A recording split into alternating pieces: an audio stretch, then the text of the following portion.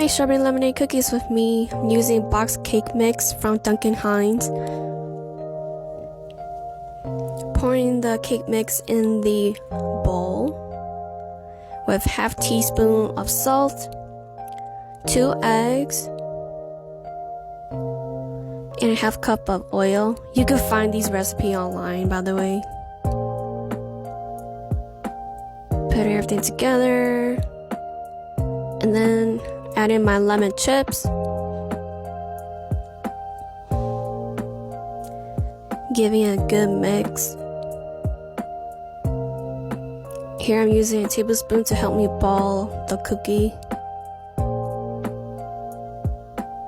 Put it in the fridge for 10-15 minutes. Here's a little breakfast that I made, just a sandwich.